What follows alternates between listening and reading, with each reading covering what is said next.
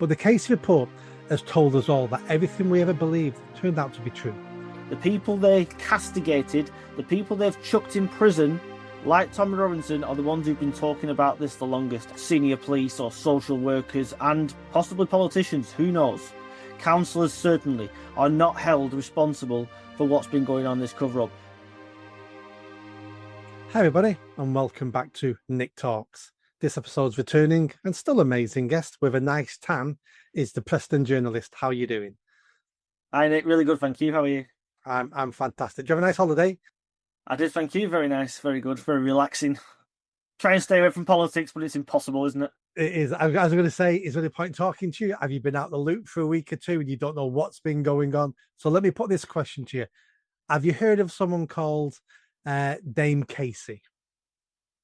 I hadn't until a few weeks ago, and then I started to hear about Baroness Casey. Yeah, obviously she's maybe not on purpose, but she's caused a hell of a lot of trouble for Starmer and this Labour Party.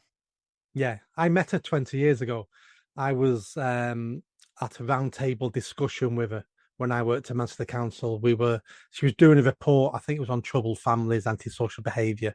And because I was working in that field for the council, she invited me to a roundtable discussion, trying to understand what people working on the front line were thinking about those things. And she's done lots of reports since then. She seems to be the go-to person if you want a half-decent report.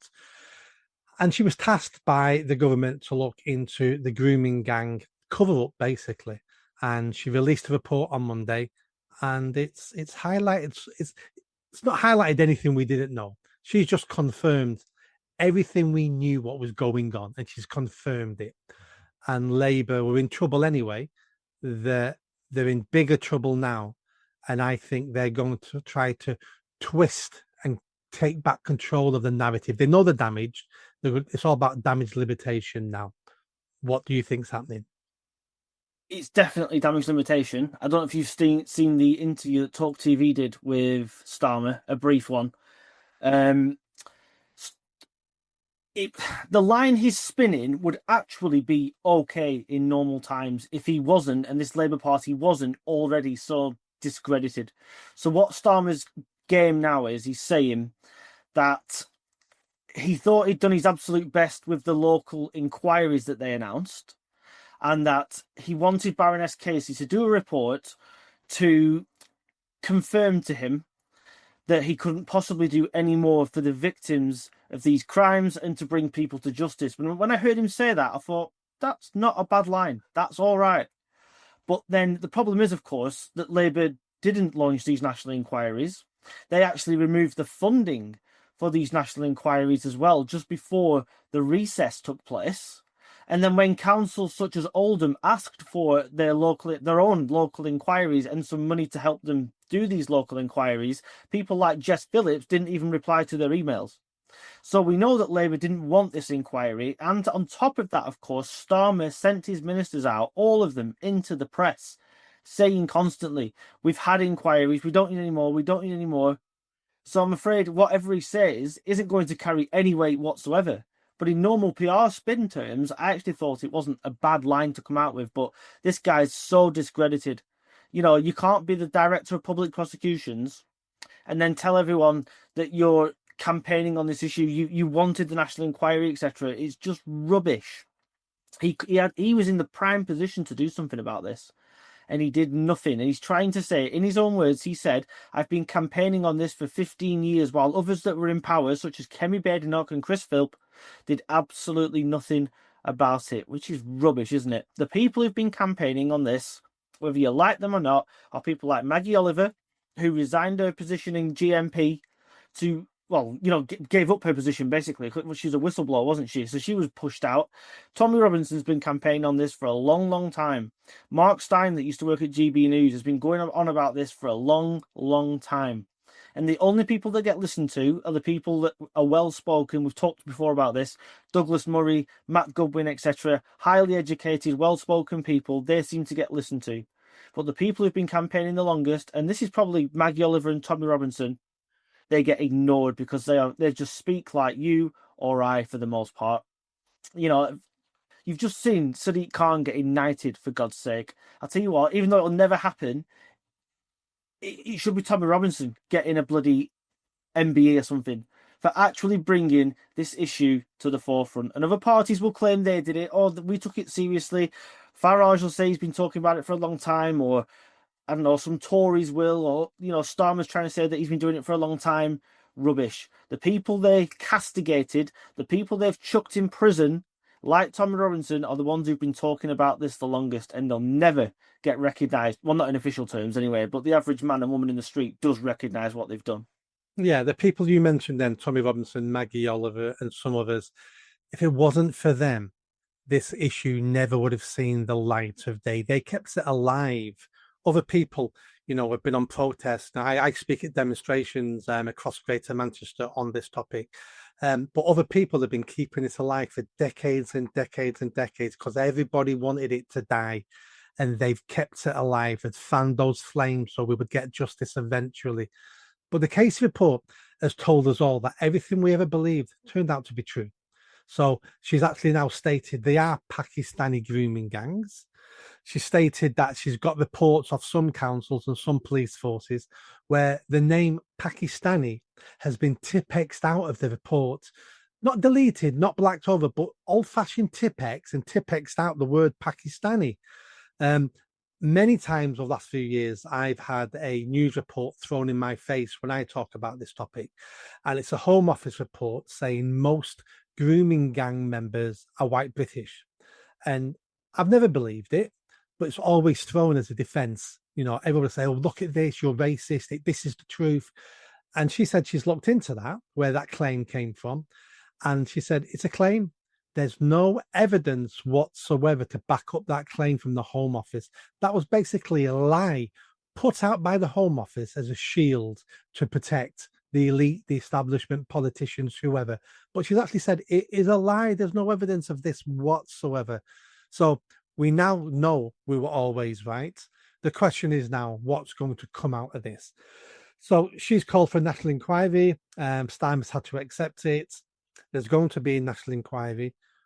And a national inquiry is quite easy to a certain extent if we're going to look at the pedos. If we're going to look at the offenders, the pedos, politicians will go, well, that's okay. I don't mind them being persecuted and going to jail, and rightly so.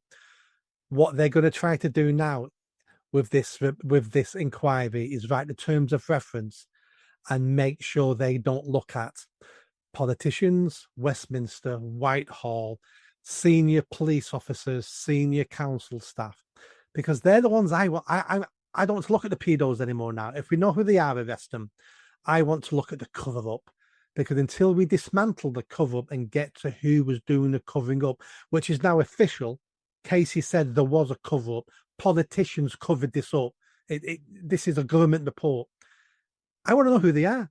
So let's find some of them, maybe junior members. Let's get them in a dock and we say to them, you tell us who gave you those orders. And if you tell us who gave you those orders, we basically let you go. And then let's go up the chain till we start getting some big fish. And I want them prosecuted and jailed. That's the only end of the inquiry for me. Well, people like Farage have already started saying this. Well, what's its parameters going to be? Like you said, its terms of reference. What's it going to go after?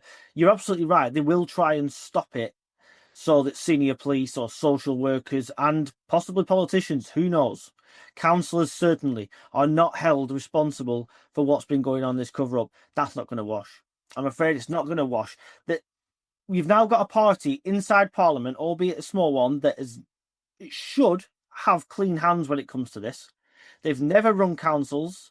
They've never been in government in Reform UK. And as such, they've got the ability now to say whatever the hell they want because they can't be held responsible for it.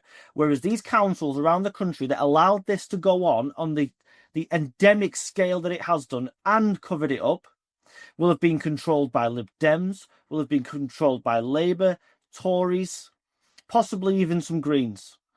These people are all in serious trouble. If they try and whitewash this, make no mistake, Reform are going to make sure we know about it. And so will, by the way, many other campaigners who will see this. If heads don't roll, That's not going to be good enough. They can't just whitewash this. It's such a big issue. They've tried so hard not to investigate it, especially Labour, by the way, but the Tories did pretty much sod all when they were in power as well. That if senior police, all these people that have probably got MBEs now and knighthoods and all the rest of it, are not like that postmaster, that postwoman was. She was stripped of her MBE or something, wasn't she? They should be stripped of all their honours and sent to prison for what they've done. How, to a normal person like you or I, it absolutely, I can't process it. I honestly cannot process in my head how you can, in all conscience and sleep well at night, cover up any child. I don't care if I don't care if they're rich, poor, black, white. I'm not really that bothered. The fact that children were being raped on a huge scale by these gangs, and they were willing to cover it up, it's just mind-boggling. No person in the street would ever accept, well, very, very few people, unless you're sick, would accept that anywhere in normal society. Yet these lot just saw these girls as collateral damage. They're not, they're not the daughters of Lord whatever his name is, or Lady this person. They're just from some council estate in Manchester or Liverpool or wherever it might be. So no one's going to care about them anyway. Let's just let it carry on. The mind boggles. It really does, honestly. It really makes me angry. The politicians sacrificed our children for personal benefit and personal convenience. It was a little bit we don't care, but it was I don't care enough because this will lose me votes. This will damage my career. They sacrificed our children for personal gain or personal convenience. I don't think I could name one thing to you that you could offer me that would make me do that. You could offer me to be prime minister. You could offer me to be the king of England. Could I sacrifice the lives of children in this country for anything you offered me? I can't think of a thing I would take to sacrifice children. I don't think I could. Let's not forget there's sitting MPs now inside the Commons on the Labour benches, possibly even other benches as well, who ran these councils. The MP for Telford now, is it Sean Davis is his name? Something like that, yeah. Something like that. I forgot his name wrong, sorry, but he's the MP for Telford anyway. That's Samantha Smith. She was a victim of these people. She's been all over the media, speaks out very well, actually, very eloquently. She's exposed him so many times for rejecting inquiries, rejecting what was going on. And he had the brass neck to stand up in Parliament last week and say that he tried to get an inquiry done in Telford and that Rishi Sunak and I think it was Amber Rudd rejected an inquiry into Telford. When there's actually a letter, you can see it online, a signed letter by him and other councillors from Labour saying we don't want an inquiry, we don't need an inquiry into Telford. These people are literally standing up, barefaced lying to cover their own backsides. There's a woman from Oldham, I can't think where she's the MP for now. She stood up and said there's no evidence that these grooming gangs have ruined young girls' lives. They were literally her words. She's called Amanda Chatterton.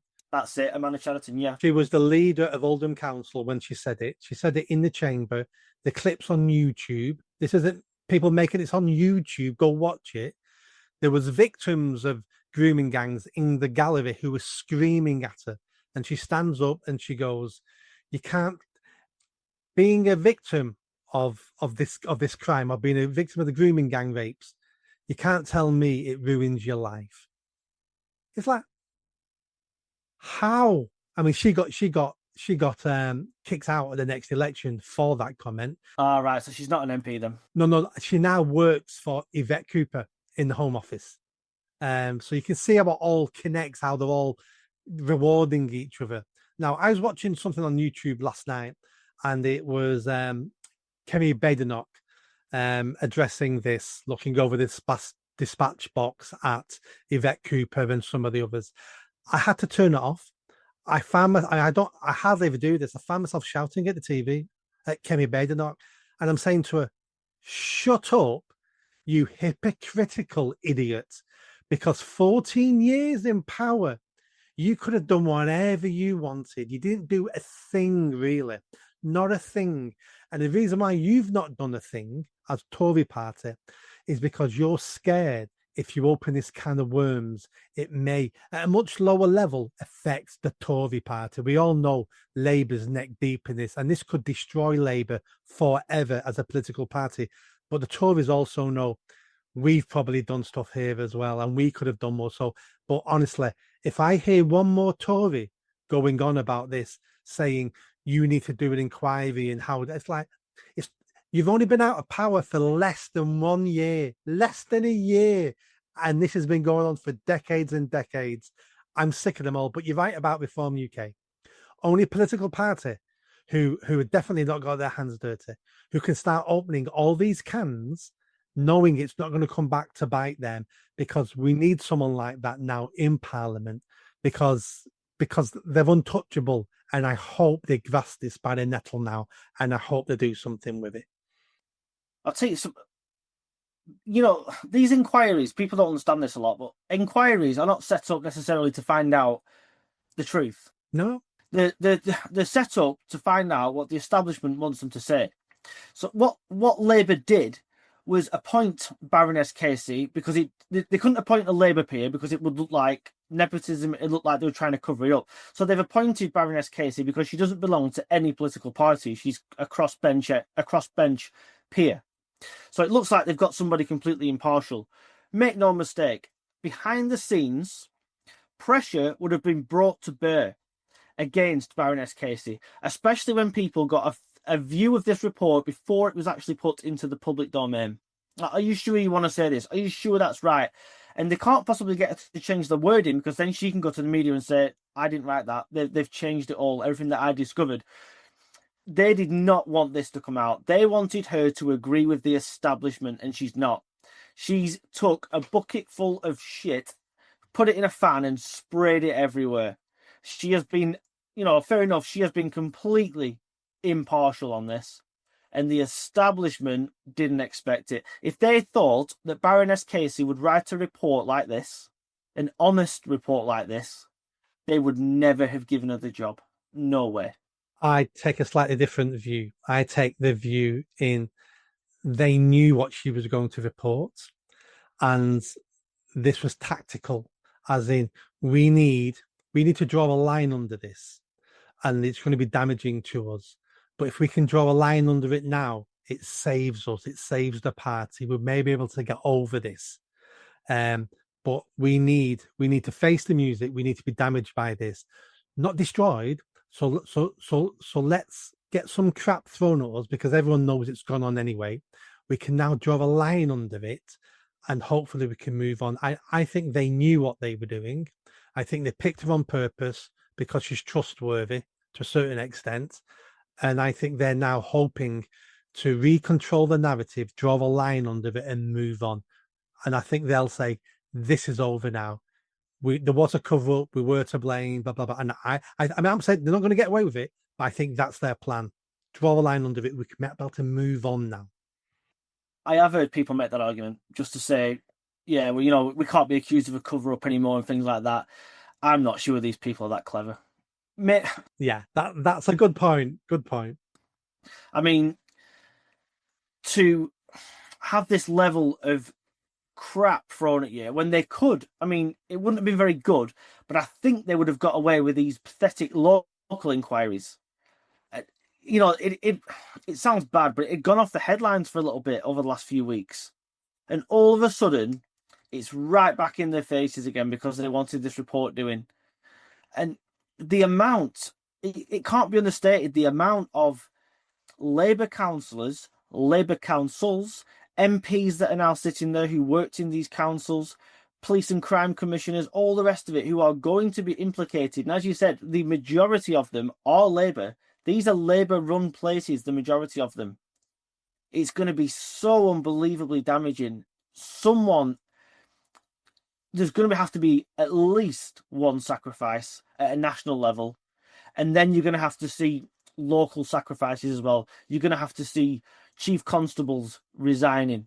You're going to have to see honours taken off people to satisfy the public, because otherwise they'll never be forgiven. So you're going to have to see at least a minister or two go, or an MP or two go.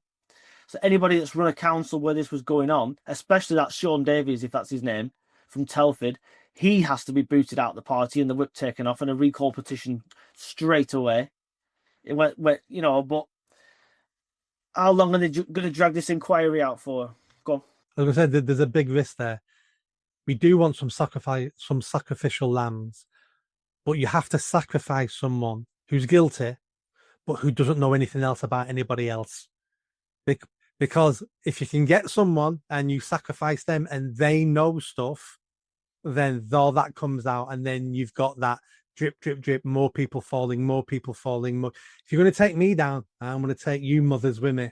And people, we're getting to a stage where we've got rats in a sack now, and that's what I want to see. I want to see them all scrambling for survival and stabbing each other in the back. I suppose if you can, well, for example, like Sean Davies, he's been an MP for 11 months. You could probably get rid of him and he wouldn't know too much. He's clearly not the brightest guy. Anyway, I've seen him speak. He's really not that bright anyway. So you probably get rid of somebody like that. But if you try and get rid of a big beast, which is probably what it would take, you'd have to get rid of somebody who's been in these councils, who's maybe now a minister, possibly a front bencher. Labour could even sacrifice Starmer.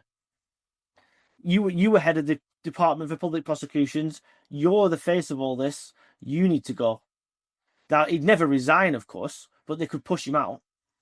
So, what? But then, it sounds strange, this. I think Starmer could actually be one of the safer people to get rid of because he's not very bright. I know he's academically clever and that. He's a barrister and all that stuff, but he's really not academically very bright.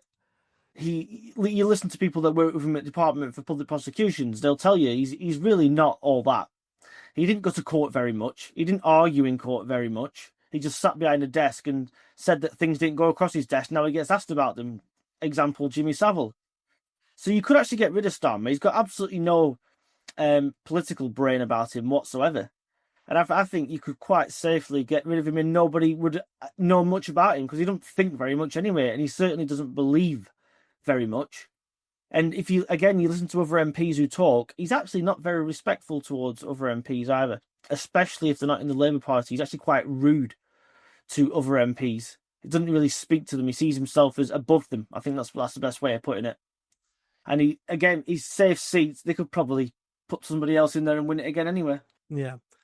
You've given me a thought there. Again, I'm probably giving these people far too much credit of being intelligent and Machiavellian, and they're probably not. They're idiots. Hence the winter fuel allowance stupidity. But could you imagine if Starmer now takes it on the chin and resigns and takes full responsibility and says, this was a Labour problem over many decades, but I'm the Labour leader. I accept this. This isn't good enough. We've let people down. We've covered it up. I'm resigning because someone needs to take the... Him being a sacrificial lamb ends this problem for Labour. Does he still want to be Prime Minister? Has he had enough? Is he looking for a way out? If he did that, I'm not sure they're that clever, but that popped into my mind then. If Labour did it, yes. Let me tell you now, Starmer believes in one thing, Keir Starmer. All he cares about is himself. He doesn't care about Labour. He doesn't care about Britain. He cares about himself looking good on the world stage, which is why he never goes out into the public in Britain now, because he can't, because he just gets sworn at and jeered. He'd rather be at the UN or NATO or something where there's no British people around to heckle him, and he can just stand there getting photographs or picking papers up off the floor for Donald Trump, etc. That's what Starmer believes in. He wants to be on the world stage. He wants a job at NATO or something, doesn't he? He wants a job at the UN when he's finished doing this. I do think you're right on one point, though. I think he's definitely looking for a way out. He just knows that if he goes already, he'll be forever a figure of fun and mockery, won't he? Which he is anyway, I suppose. But these people don't. They're not in touch with the real world, are they? But he's definitely looking for a way out in some way, shape, or form. He just can't walk away yet. And his ego certainly wouldn't allow him to be a sacrificial lamb for the Labour Party, I guarantee you that. But at the same time, if he did that, God, he'd be something of a hero on the left, wouldn't he? He'd be like, wow, this guy's got principles. Look at that. Wow. he'd definitely get a big job somewhere else. Yeah. He would personally have saved the Labour Party from destruction. That would be his legacy. But again, I'm not sure they're that intelligent or that sacrificial to do that. No, they're not. Let's end on this. What do you think is going to what do you think is going to happen over the next year now on this grooming gang scandal concerning this government and Labour? Well, until the inquiry is held and completed, Years away, years away. exactly, they're going to be out of power by the time it actually reports. It's going to be hanging over them. There's no getting away from it now. Had they agreed to the inquiry in the first place, this could have not been the millstone around the neck that it is now. Politically, anyway, of course, sensibly it should be, but politically it wouldn't be, because they've dragged it out for so long, and they have been dragged kicking and screaming into an inquiry into this. It just looks awful, and people are going to be watching every single move they make. And even when they announced the inquiry the other day and it was being discussed in Parliament, that horrible little woman, Jess Phillips, was sat there reading, laughing on her phone, if you've seen the clip. It's absolutely despicable. And people like that are going to keep behaving the way they do. This topic will not go away for the next few years. It will still be there, and it'll be all over the general election leaflets of Reform UK. I can guarantee you that now. And it'll be a huge, I hate to say this, it's callous to say it really, but it'll be a massive vote winner for Reform UK, because they can say we wouldn't have done this and we will never do this. We'll never sacrifice your children. And they're powerful arguments. When you bring people's children into it, you stir up all kinds of emotions. Yeah, they can't have this, you're right, hanging over their head at a general election. Because you're right, every party will be fighting Labour on this issue. They're already the most unpopular party ever. And adding on top of that, not only the most unpopular party ever, but you allow our children to be raped. I mean, I can't see anyone winning an election with those strap lines. But we'll see what happens. Whilst at the same time bringing in Islamophobia laws. You know, it's absolutely despicable. Yeah, they're in a mess, rightfully so.